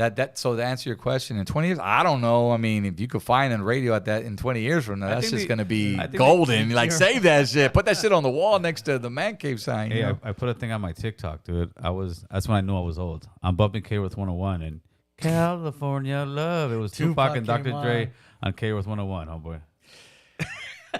And that was when we were growing up. That was like the super oldies, and it still is. But Right. I guess Tupac and Dr. Dre. Tell me you're old without telling me you're old. Yeah, you're old tío. You're old tío. Nah. Con cariño, con cariño. Of course. But no, I hear what you're saying. It's crazy because you would never hear a station like that and think they flipped their format to play California Love. Yeah. There's also a station in the Inland Empire, same thing. And you go, are they really playing this? And I'm going, fuck, they got me tuned in. No, I was just like, because I do listen to the radio a lot. When I go to work, I like to listen to the radio, like talk radio, or just regular radio. Yeah. But I think the younger generations are starting to little by little going away from listening to radio. I think. You know what's interesting? I came across a post today and I reposted it, and there was this guy, and I think it was from New York. He had an accent from the East Coast, and he was talking about how hip hop radio stations. This guy, like, he put up the ratings on his post. Right. And he goes, I want you to look how ratings work. He goes, you see the hip hop stations down here? He goes, look where they're at. He goes, you see these adult contemporary stations? Who's leading? Yeah. Look, they're up on top. Why is that? It's because you're trying to market to these younger kids hip hop when they're here. Yeah. What does that tell you? And it just kind of made sense. It was just like, yeah, dude, kids 18 to 12 to 24, they're on They're on this. their You can phones. forget about them, but you're playing hip hop to 40-year-olds. Yeah. That's what he's saying. They don't give a shit about that. They you know what I'm saying? Yeah, the rating wise is going. So how are you winning? So I'm watching this and I'm going. Now, what kind of music were you playing when you were DJing on these radio stations?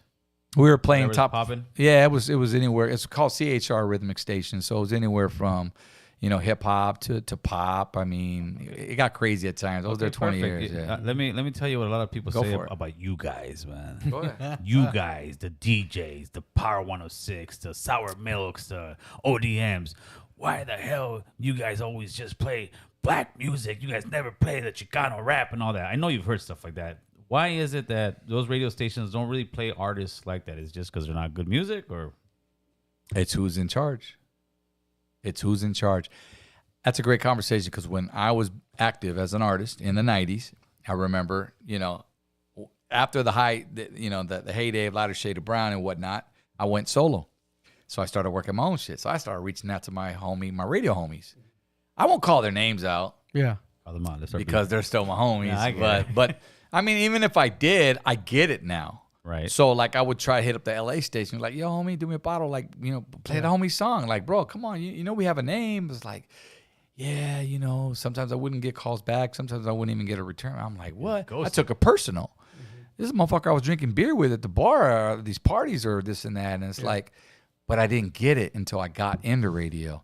And what it is the DJs, you may think they have control of the playlist. It's literally a playlist. So when I walk in, they had me songs right here. When I first got on the radio, your hours are planned out. What to play, 13 songs an hour, and you're pulling. Well, back then I was pulling my music, Right.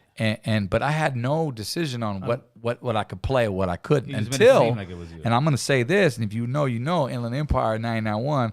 Before Pocos Pero Locos, I actually had a Thumb Chicano rap hour that was out, and it was Puro Raza for 1 hour on Sunday nights. So I did look out for that. I pulled that out. I said, look, you guys trying to market to Latinas, with that, well, at the time it was, what still is, they had their own demographic. That's another conversation. Yeah.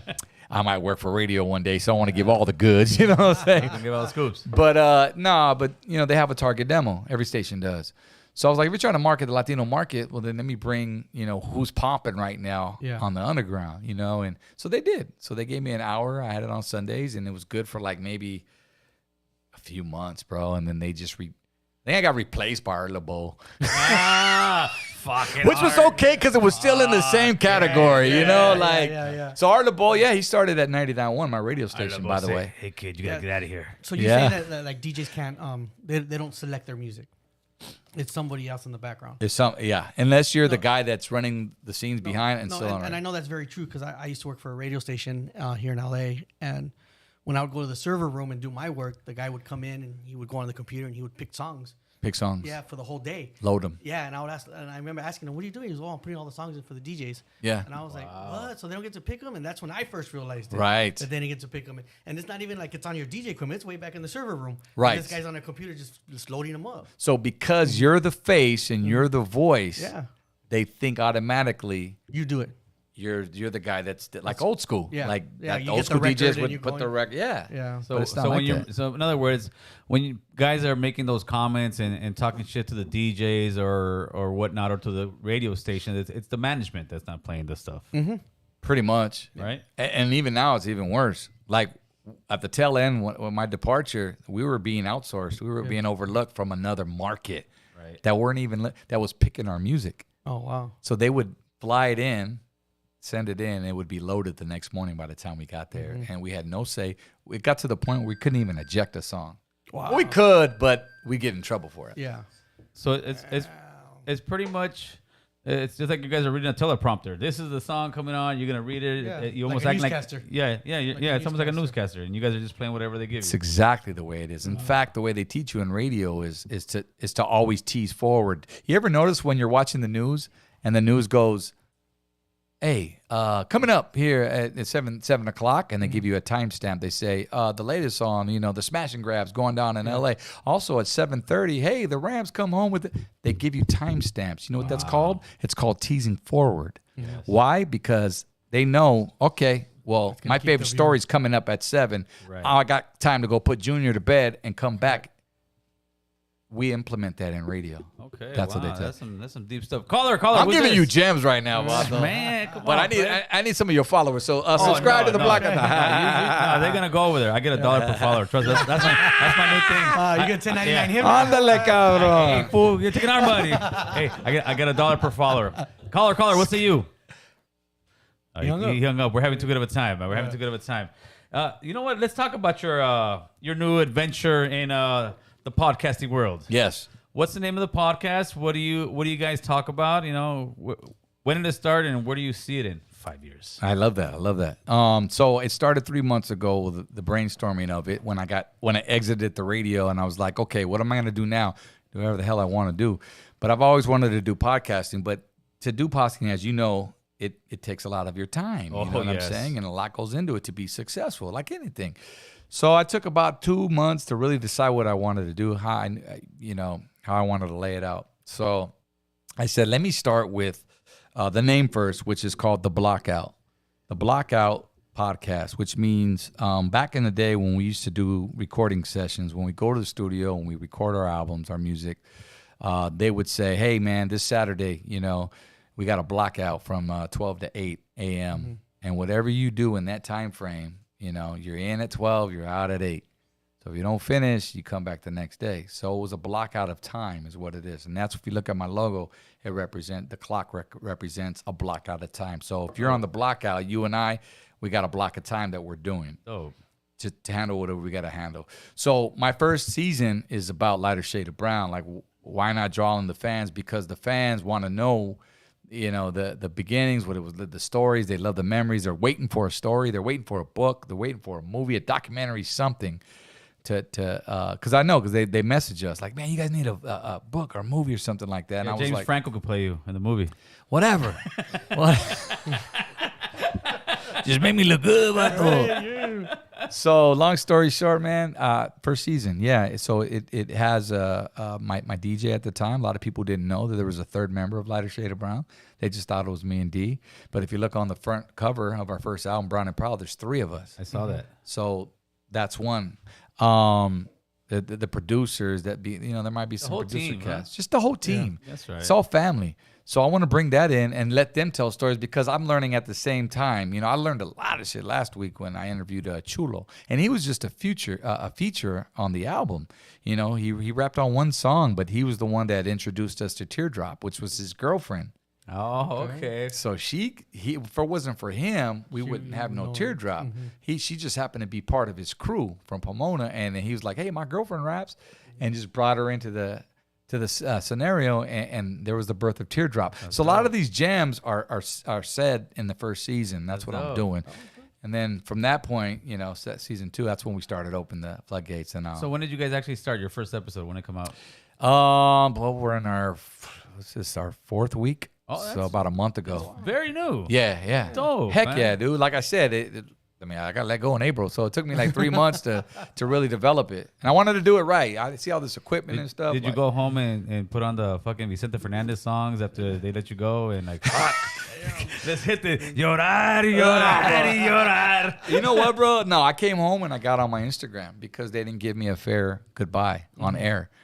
Which I thought was pretty fucked up. Yeah. It is. But it's known. I mean, you've been there 20-some years and yeah, and it was like, hey, thank you. We just want to thank you for your this and that. Motherfucker, like, get out. And it's like, no. I said, no, I thank you, and I wish you good luck. Mm-hmm. I said, because the way radio's going, y'all going to need it. For sure. And that's all I said. So it was bittersweet. Right. But I still wanted to say goodbye to my fans. Not goodbye, but come over here. Yeah. So I got on my Instagram, and I just kind of just went on for about a good hour, and I explained the situation, the scenario, where I'm at, and what my movida is and what I plan to do, and most of them stuck with me. That's dope, man. We got Sleepy 310714. How did the song with Tupac come about? He's probably talking about the sample Sunny Day. So it was just a song that I don't know why they say this. There's actual a channel that says Lighter Shade of Brown featuring Tupac. Hate when they do that, bro. Because what do you mean? They gave you clout, homeboy.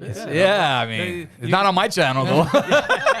Said American Cholo or something. I don't know. Yeah, don't go to those. There's about 1,000 of those down there.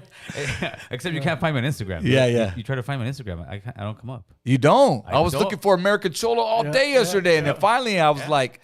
Then it said the real. You got to type, everything, dude. And he stole the real ODM. So and I was like, okay. That's where I got her from. Let's see, we got another one. Hit Hard Inc.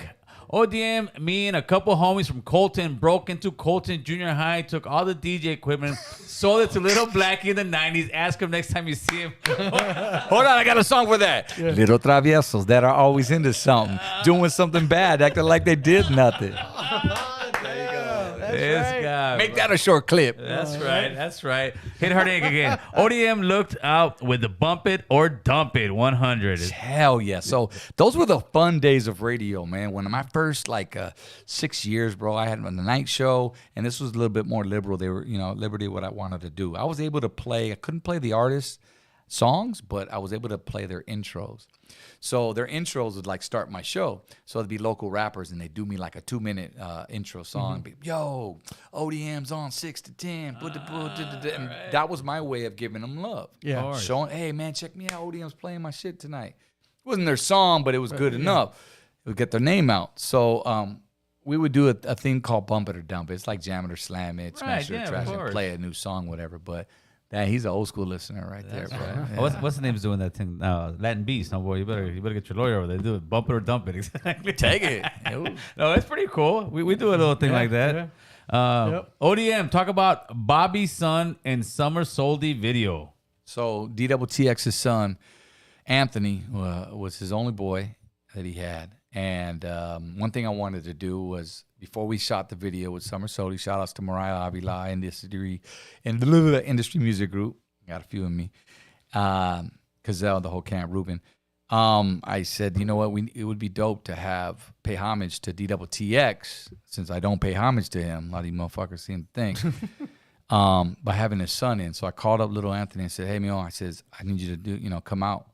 He's like, well, what's going on, Theo? I was like, hey, man, I need you to come out and be in this video. I'm shooting a video for Summer Soli.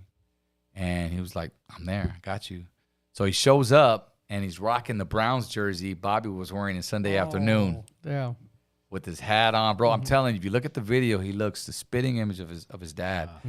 Exactly to the T. So I thought that was a special moment. We gave him his own silhouette, everything, and it's all love. Yeah, For that's right. sure. Yeah. All right, so we're gonna take these phones out. So now let everybody. Where know. the wings at, Taylor? Yeah, we're gonna go to the wings right now after. After. Where the wings at, Taylor? They're getting cold. So what else you got going on in your life, man? You're a father of young kids now. You're at a different chapter of your life. How's it going for you? I love it. I got into fatherhood and just really in the next chapter of my life 7 years ago when I met my wife. It was 8 years ago when I met my wife. And Vanessa, we met at her dad's house. He was throwing a house party, a Halloween party, and I was asked to DJ. Oh, okay. So I DJ'd this house party, and there's where I, first met her. And at the time, she was with her baby daddy, whatever. So I was like, all right, I kept her on Instagram. Long story short, he was out the picture. She was available. We ended up linking up at some club I was DJing, and the rest was history. So a year later, we ended up proposing to her, and she had a little daughter, Layla, who was 7, 8 at the time. And at this point, I felt like I found a new calling, I'd been doing all this industry shit, music and whatnot, my passion. It was time to find a new one. Not find a new one, but just fill a void, if you would say. So when I met my wife, changed my life. It really did. And it took me out of everything did not matter after that. Nothing else. She had her daughter, and then she gave me my beautiful son. That's beautiful. And my daughter, my 2-year-old, is a rainbow baby. It took 3 times to get to my miracle, but God has a plan for everybody. What's all your kids' names? I got Amaya, my 2-year-old, my youngest, and then Elijah, my 6-year-old, and Layla, my 15-year-old. That's beautiful. And my 20-year-old's name's Elijah. Yeah, is that right? Yeah. We spell ours with an A. I just wanted to be different. I don't know. So, but yeah, bro. So that was a chapter of my life. So I kind of I took a seat back. That's beautiful. This is what I've been waiting for all my whole life. And when you get to that point, if you do, fellas, you're lucky enough. If you're lucky enough. Yes. And you get to that marriage point, and it's if you hear all the things people say, he got its ups and downs, man, like a roller coaster. But it's how you work it out at the end of the night. If you do it right, it's a great thing. That's it. Never go to bed without saying, I'm sorry or good night if there's an argument. Unless you're downstairs and do it in the morning. Text her. Unless she doesn't let you in the room, then wake up and say, hey, I better have a cafecito ready the next morning for her. All right. So what was the name of your podcast once again? The Blockout Podcast, Hey, brother. Chris, give me this camera real quick. YouTube, all that. And give me the intro out. We're about to get out of here. The Blockout. The Blockout Podcast. The Blockout Podcast. You guys go over there. The Blockout Podcast. What you gotta do is put a message on this video, and then I'll pin it. Right? Got you, brother. Yeah. And make sure to say American Cholo sent you, because I'm gonna get $1 for every. That's what I'm doing from now on. Bro, you sound like the guy who signed me back in the day. Shit. Hey, hold on, bro. Hey, you haven't signed a disclaimer right now before you leave, fool. Nah, go ahead and subscribe to Homeboy's channel. Let's get him up there. He's fairly new. You see the conversation. It's beautiful. He's been doing stuff for the Brown all these years, man. We appreciate you. Let's hit this man's camera. You say your shout outs, your goodbyes. Let everybody know where to find you, man. Familia, thank you so much, man, for having or watching me on this man's platform. Shout outs to Gil. Shout outs to Boo Boo. Thank you so much. Every day is not promised to anybody. So I'm just happy to be here today, sipping a couple beers. The Blackout Podcast is where you can find it. If you want to know what ODM's doing, that's what I'm doing right now. Music and all that will come later, but now that's where I'm at in life. So follow the RVG fam as well. That's my family YouTube channel. We're talking about my wife. We have that as well on YouTube. But yeah, other than that, have yourself a great weekend and go Rams! And with that, Chris, go ahead and fade us to black, baby. Let's get out of here. Shout out, we're the wings!